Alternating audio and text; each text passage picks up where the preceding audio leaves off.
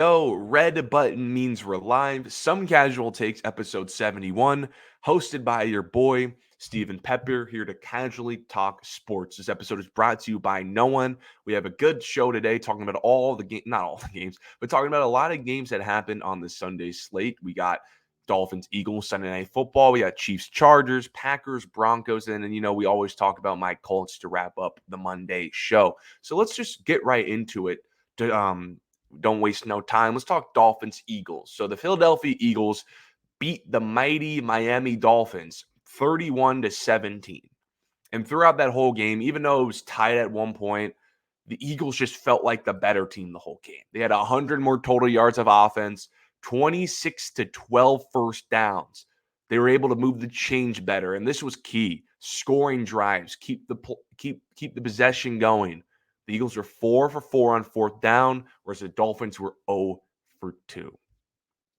And I've been believing this since last year, and I even said this in the off season, where I think I said I had the Dolphins like barely making the playoffs or even missing the playoffs. I kind of regret saying they're going to miss the playoffs. They're too good not to make the playoffs. But my point on this still stands in a way. It's like the Dolphins are like a sports car. Great in warm weather. You want your top down, soak in the Miami weather. You're going 100 miles an hour, no problem. You're cruising. But when the weather starts to change, you got to put the top up. It's cold. Your car's you can't go 100 miles an hour. There's ice on the road. There's snow. Your car needs to be a bit more physical and needs more horsepower, needs more strength. But a sports car can't really do that. The Dolphins, they looked excellent in September. They put 70 on a team. They have all these motions. They're in the sun, hard rock, track team. But as the season progresses, just like a car, you need to be able to put it in another gear. And the Dolphins can't. They're not physical. They don't have the strength up front. They're not good defensively. They can't power run. And that's why they're not going to last going into the playoffs. Nick Sirianni said last night that they made the Dolphins look one-dimensional. That's 100%. They forced the Dolphins just to throw, and the Dolphins couldn't get it done against this Eagles team. The Eagles completely limited the Dolphins from running the football. The Dolphins, although Tyreek Hill, Jalen Waddle, Tua through the air have been so important to their success, a large reason why this Dolphins team was able to get up to 5-1 and put 70 on a Denver Broncos and blow out teams by 30 is because they were able to run the football. Think about A-Chain, Raheem Mostert. I mean, for like the first 5 weeks of the season, I think they still are. The Dolphins were leading the league in rushing. Last night, only 12 carries for 45 yards. The Dolphins were completely one-dimensional. And it looks like when the Dolphins do become one-dimensional, offensively, they're just not enough to overcome their defensive issues. We're going to get in their defense in a second. The Miami Dolphins, season's changing. They're 2-2 now in October, and they're 0-2 on the road. 40.6 points per game in warm Miami or nice weather September. But but in a cold road environment, 18.5 points per game and a negative 21-point differential. You can blame injuries all you want. You can blame the penalties. Dolphins, they still down Ramsey. Xavier Howard wasn't there. They had a couple offensive linemen out. You can blame injuries all you want. It's week 7 of the National Football League. What team doesn't have an injured corner? Pretty sure the Eagles are on like their third string corners. I think they got like Terrell Edmonds, a linebacker, playing DB on Tyreek Hill. Like Jalen Hurts was injured last night. Trevor Lawrence got a bum knee. Like there's people like who's not injured at week 7? And the penalties. How's that the Eagles' fault? That's your fault for not being disciplined. Your fault for being caught offside. You had 10 penalties. They were all your fault. They were offside penalties. It's not like all these were going the wrong way. Refs were cheating you. Let's face it about the Miami Dolphins. The Dolphins have only beaten bad teams this year. Look at their records. Look at their schedule. Pull it up. Go on the ESPN app. And click on the Dolphins icon. Look at their schedule. 5-0. They got 5 wins on their schedule. But then you dive deep. 2 wins. Every single team they've beaten, they're 5-0 against teams that don't have more than 2 wins. It's week 7. And every single team they've beaten are all bottom 10 defenses. And most of those games are at home in Miami. But then you look at their 2 losses against real teams, teams above 500. They're 0-2. Teams that aren't bottom 10 in total defense. I think both the Bills and the Eagles are top 10 in points allowed. See, when the Dolphins play a good team, a good defense, a team that's physical up front, that can kind of push them around, because the Dolphins look like they're more finesse than physical, especially when they're now there's the injury, especially when they're down a few offensive linemen. The Dolphins defense gets more exposed. The offense can't overcome. The defense for the Dolphins is giving up 26.7 points per game. This is 6th worst in the National Football League. Let's be honest about this team. Unless they can prove to me that they can power run against somebody in November, they got to play Kansas City, but it's in Germany. They get lucky there. And now they played Buffalo in early October. Imagine if they would play Buffalo in the snow. Unless this team can prove to me that they can pound the run 20, 30 times, be physical up front, play good defense, this team isn't built for December, January football. And it was on display last night. The Dolphins are exactly like a sports car. You love a sports car. They're one of your favorite cars. You do like your top 5 favorite car list. All those sports cars are up there, like a Ferrari or something like that. They're up there. And the Dolphins look like they were up there as far as power rankings. They were the number 1, number 2 team on everyone's power rankings for like 5 straight weeks, especially after we annoyed them like a Super Bowl team after they beat the Broncos by 70. But then you drive around that sports car in November. Ice starts getting the road. It's cold. Top's got to get up. You got to push through some more harsh terrain. You want that sports car now? Can that sports car work? I think you want an SUV. I think you want a Jeep. The Philadelphia Eagles are a Jeep. They can push. They're a truck. They're a Ford F-150. They can push through you, push through the mud, push through the snow, push through the ice, 4-wheel drive, no problem. It's heated inside. They're comfortable in December. They've been to a Super Bowl. They play in Philly. The Eagles last night proved that they're built for the playoffs. They're built for January football, not the Dolphins. The Eagles, what I liked about what the Eagles did last night is what I've been preaching on pretty much every show for like these last couple of weeks. If you guys have been paying attention and been watching these shows, shout out to you guys who actually know what I'm talking about, have been listening. I've been saying the Eagles, since Shane Steichen went to my Colts, they've kind of forgotten what their identity is. Their identity should always have been power run, power run, play good defense, and limit how Jalen Hurts plays.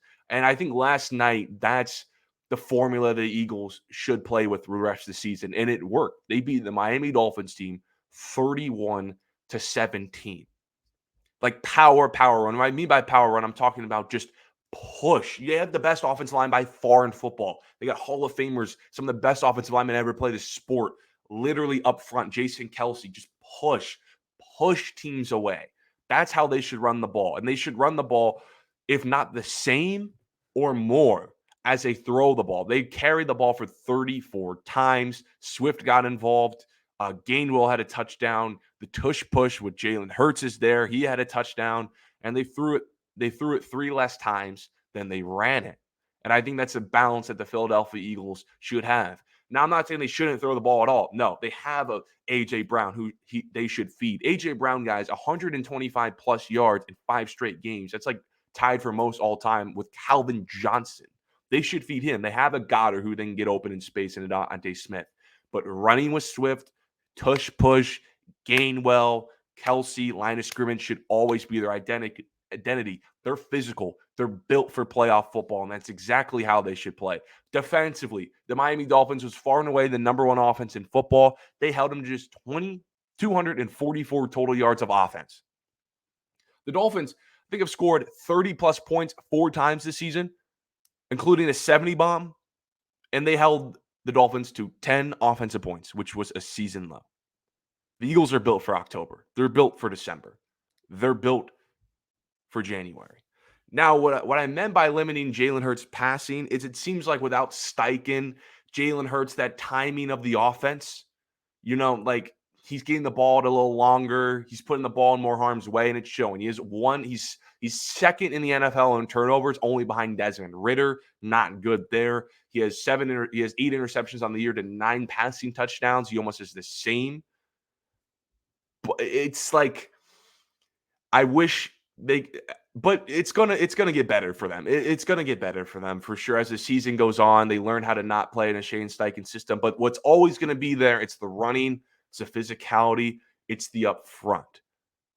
And that's gonna win them playoff games, unlike the Dolphins. And the Dolphins, you saw last night, while the season also progresses, you need another gear because teams are going to have more film on you. We saw it last year when Tua came back from a concussion against the Chargers in the latter part to the season. Teams are pressing the receivers at the line of scrimmage. Teams are throwing off the timing in the middle of the field for Tua to get the ball out to Tyreek Hill and Jalen Waddle. And if Tua, who I think he's inaccurate, I think he's a good quarterback, a lot of Tua's play is benefited from the system that's getting him good timed routes, good timed balls to feed some of his best playmakers. And Tua off script isn't that great of a playmaker. He just isn't. And when defenses like Philly have film on you later in the season, they'll have more and more film on you. They'll press the receivers, they'll jam them, they'll throw off the timing. And when the timing's thrown off and the Dolphins can't kick in the second gear, they're not going to win these big games. People are talking about the tush push. Before we move off to the Chiefs, people are talking about the tush push as a result of this game. The tush push was a key reason why the Eagles won this game. The tush push just allows them to push the line of scrimmage up and get key fourth downs, key third downs, and no one can stop it. Literally, no one can stop it. And that's such an advantage the Eagles have up on line of scrimmage. So the question is, should they ban it or should the NFL take it away? Because it seems OP. It's like a 90% success rate. To me, really quickly, I don't think that the league should ban it. I don't. Not unless we see like huge, because a concern is like injuries could happen because of the tush push, because all these people are falling on top of each other. Unless we see huge consequences of injuries, I don't think we should ban the tush push. My thing is, okay, just get in the weight room, get bigger up front, change how the identity of your team is. What I like about this Philadelphia Eagles team is because I think in the future, teams are going to start building teams that are more physical. Teams are going to start building teams strengthening the line. I think the Lions are starting to build their team more physical, strengthening that up front. Offensive line really, really matters. Strength really, really matters. Not so much speed and motion. I think you should just get in the weight room, bro, and just change how you build your team. I will say this, though. I'm not against banning the tush push, but I like to see a change in a rule. This doesn't ban the tush push, but I like to see a change in a rule. So what a huge reason why the tush push is even able to work is they call it a tush brotherly shove for a reason.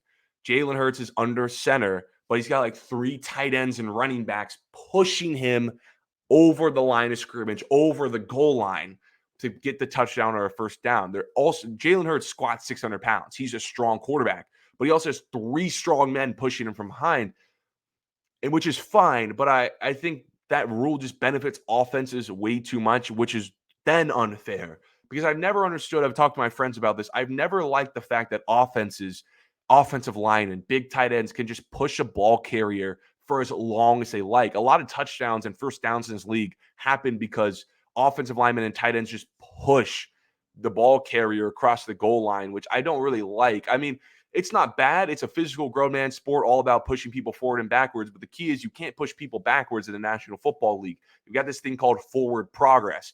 As long as we kind of eliminate forward progress, in my opinion, then the tush push can stay because it's unfair that an offense could push a ball carrier as far as they want, but a defender cannot push a ball carrier as back as they want. Defensive players have no advantage when it comes to pushing players forward or backwards. They don't. It's all about going forward. So that's what I'd say really quick about the tush push. But let's move into the Chargers and Chiefs. Take my sip of water. So the Kansas City Chiefs hosted rival in the AFC West, Los Angeles Chargers in Arrowhead. Chiefs won 31-17. It's kind of weird how the same score of the Dolphins Eagles is saying whatever. The Chiefs advanced to 6-1 on the year, 3-game lead on the division, and it's just week 7. You know, I said a while back that the Chiefs' dominance is very similar to Brady's Patriots. You know, you got the great coach and quarterback duo that can win in so many ways. Think about last night, Mahomes They didn't run the ball effectively. They didn't. The yards per carry was down. They couldn't get Pacheco that involved, but Pacheco was really good in the passing lane and caught a touchdown. And Mahomes was spectacular. This was a Mahomes through the air type game, but they can run it on the ground if they want to. Mahomes last night threw for 424 yards, 4 touchdowns, by the way. Just spectacular. But there's an underrated factor in the Patriots and Chiefs dynasties. Think about the Patriots when they won all their Super Bowls. They were always the 1 or 2 seed going into the playoffs with a bye, and they hosted the AFC Championship in Foxborough. The path to the Super Bowl always ran through Foxborough. Mahomes, the Chiefs are always the 1 and 2 seed, mostly with the bye, and they've hosted the last 5 AFC Championship games. It seems like the key to their success, a huge key to their success, is the fact that the road to the Super Bowl is in their house. That's a huge advantage. Home crowd, you're comfortable with that environment. And the reason why they're able to get the home crowd every single year is because they completely own their divisions. Mahomes, Brady, they got 5 to 6 guaranteed wins every single season because they ran through the division with ease. 5 to 6 wins is huge. All you need to be a top 1 and 2 seed is like 12 wins. 6 wins is halfway there. Patrick Mahomes in his career against the AFC West, 29-3. This is unfair. And Brady against the AFC East, 90-22. Like, the Chiefs are not going to go away. Just like Brady's Patriots, they're not going to go away. The path to the Super Bowl will forever go through them. And a huge reason because of that is because they're always hosting a game due to their division dominance, giving them 5 to 6 wins. Like, look the gap between the Chiefs and the rest of the AFC West is huge. Like I said, it's week 7. Week 7. And they already have a 3-game lead over the AFC West. And think about the Brady's Patriots. They always had like a 3-game lead over the AFC East. The gap between the next team below the Patriots was insane. Now, like, minus a few years where the Jets went to back-to-back AFC Championship games, like minus those years, who in the AFC East was consistently making the playoffs? Like, I think the Dolphins made it about once or twice during the Brady's era. I think the Bills made it once or twice. And the Jets, those 2 years, I think those were about it. And think about the AFC West. The AFC West doesn't have a consistent playoff team like the AFC East. Oh, they have Justin Herbert. I get that, but Herbert's made the playoff once in his 4 years. Their team is probably going to, they're 2-4 right now. They're probably going to miss the playoffs again. The Raiders made the playoffs once. Brian Hoyer is their quarterback right now. And then you got the Broncos. Russell Wilson, that team's a hot mess. They haven't made the playoffs since Manning retired. Like, that path to the Super Bowl is just going to help the Chiefs continue to have that success. They could probably host their 6th AFC Championship game this year. That is vital to their success. Again, think about the Tom Brady's Patriots. I think there was like a couple years where they had to go in Peyton's place because Peyton also had a great regular season. But other than that, look at those AFC championships. Even in the AFC championship games that the Patriots lost, same with the Chiefs, even in the games that they lost, they were still at home in Foxborough, place that they excel in. They never lose. There's seasons where they might lose once in Foxborough. There's seasons where the Chiefs might lose once in Arrowhead. They don't lose there. And that's why their dominance keeps going. It's such an underrated factor. Of course, the quarterback-coach duo always gets talked about. Always does. But the fact that they get 5 to 6 easy wins in their division, like, they handle the Chargers. I mean, he's lost to the Chargers twice. I think he's 13-0 against the Broncos, 12-0. He's lost to the Raiders once, Mahomes. The division's handing him 5 to 6 wins. Think about, like, the AFC East this year. Bills, Jets with Rodgers if they had him, and then the Dolphins. And think about, like that's the division that could have had 3 playoff teams this year. And think about, like, the opposite for Brady. Brady, AFC North in Brady's tenure, always sent 2 to 3 playoff teams. Bengals, Ravens, Steelers always made it. Like, 2 or 3 of them always made it. Whereas Brady was always in a division where, for most part in their careers, there was never an AFC West team with Mahomes, or there was never an AFC East team with Brady. And if there was, that team wasn't that competitive in the playoffs with them. That's why their dominance is so good. And the Chiefs, they had 5 sacks last night. This is the best Chiefs team in Mahomes' era, so they're definitely not going away. I know they don't have a number one wide receiver, but they finally have a defense. Unlike the teams they had with Tyreek Hill, they never had a defense. This defense is really good. The secondary is much better. The pass rush led by Chris Jones had a lot of youth, a lot of speed. 5 sacks on Herbert. They had 2 interceptions off him as well. This team is good. And I think this team should be by far the favorite in the AFC. Ravens are close too now that the Dolphins lost. And I think we could very well see another Chiefs Super Bowl appearance. At least the AFC path is going to go through the Chiefs. Okay, let's talk Packers and Broncos. So the Green Bay Packers, led by Jordan Love, they went into Denver. Denver. You guys know I don't like Denver. And lost 19-17. Guys, let's be honest about Jordan Love. He's a game manager. There's pretty much nothing special about Jordan Love.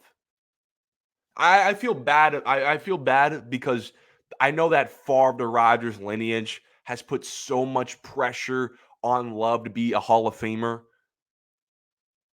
But not going to lie, but Jordan Love is closer to Matt Flynn than he is to Aaron Rodgers. Love is a game manager. His ceiling is Kirk Cousins. His ceiling isn't Aaron Rodgers. It's not Hall of Fame. It's not Favre. It's not even a first team All Pro ceiling, in my opinion. I don't think he even has that ceiling. I don't even think he has an All Pro ceiling. I don't even think Jordan Love has an All Pro. There's nothing about him that says I'm an All Pro. Arm talent's not there. Accuracy. He doesn't even have an All Pro ceiling. Maybe a fringe Pro Bowler like a Kirk Cousins. That's about it. I always said his ceiling was Kirk Cousins. Said at the beginning of the year, and I'm right. Said throughout the preseason, and I'm right. People try to tell me that Jordan Love's good. Not really. I don't see it. If you don't see that Jordan Love's not special, watch the tape. The offense is absolutely horrified to let him rip it. They're scared to let Jordan Love go off script. When Jordan Love does rip it, it's a turnover. He's got 2 game-losing interceptions in back-to-back weeks off deep balls. He can't throw the ball down the field. And LaFleur won't allow him. The offense is all, watch the tape. It's all screens. It's all trickery. It's all dump-offs. It's all wide open in space. Nothing tough. They're not allowing Jordan Love to be in any, not even like decent situations. They're making it the safest as possible. They still have training wheels on somebody. Like this offensive tape, it's training wheels on Jordan Love. Jordan Love, 21-31, 180, 2 touchdowns and an interception. He had 2, if you look at the box score last night, he did have 2 touchdowns. But again, watch the tape. They were all fluky. 1 touchdown was a 50-50 deep ball that gets intercepted, in my opinion, most of the time. And the other one was off a ricochet. Last 4 games, 4 touchdowns, 7 interceptions. He's getting worse as the season progresses. And he might be the worst first half quarterback I've ever seen. He never puts the ball in the end zone in the first half. It seems like he's always in a deficit in the first half. The team had 100 total yards in the first half against the Denver Broncos and 0 offensive points. This is by far the worst defensive team in the league coming in the game, by the way. They were giving up like 33 points per game. And they had 70 dropped on them. And Jordan Love couldn't score. 0 first half points. I know it's like the 6th game starting ever with starting expectations for Jordan Love, but let's not act like he's a 21-year-old rookie. He's 25 in a week, and he's been sitting behind for the last 3 years a top 5 quarterback ever and that same coach to be able to learn a system, and that coach still has training wheels on him. Like, where's this team look? If you're a Packers fan and you look at your schedule, where's this team going to get wins? They have losses to Denver, Jimmy G. They got blown out at home by Detroit. I know Detroit's much better this year, but that's a place where Detroit doesn't do any types of blowouts in the last decade. Desmond Ridder, and they were down 17-0. Derek Carr gets hurt, and they barely beat Jameis Winston. Their only win was week 1 against Justin Fields with no tape. Justin Fields is a low bar.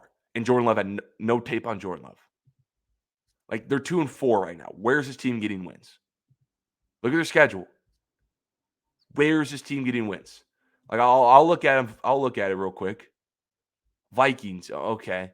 Rams, I'm taking the Steelers. I think the Chargers are better. Definitely not better than Detroit. They're not better than Kansas City. The only wins I see here are against some of the worst teams in the league. And those are going to be close. I don't see them blowing out any of those teams. I don't think they're blowing out Detroit. I don't think they're blowing out Chicago anymore. I don't think so. I think if you're the Packers and if you're so bad enough you get a really good draft pick, which it looks like they are, I would start scouting some quarterbacks. I think the ceiling is clear with Jordan Love. I really do. I see a ceiling that's capped. Like if I have a quarterback who I know has a game manager ceiling, he's been in the system for the last 4 years, by the way. Again, he's not a 21-year-old rookie, and LaFleur would not let him push the ball down the field. LaFleur knows he can't. It's all screens, wide receiver screens, running back screens to Aaron Jones. It's all trickery, reverses, wide receiver passes, throwing to wide open guys. Nothing hard. It's all easy. It's all safe. You can't win games like that. And if they're still playing like this by the end of the season, then what the hell? Go draft another quarterback. That's not how you're supposed to win football games. You got to let your quarterback rip it. You got to let your quarterback push the ball down the field. You also can't win football games down 17-0 New Orleans the first half. Can't score against the Denver Broncos. Can't win football games like that. You just can't. All right, let's move to the last game. You guys know I got to talk about my Indianapolis Colts. I actually kind of wish I would have went to this game. I should have found people to go to this game because Indianapolis is like an hour from where I'm from, hour and 30. The city is.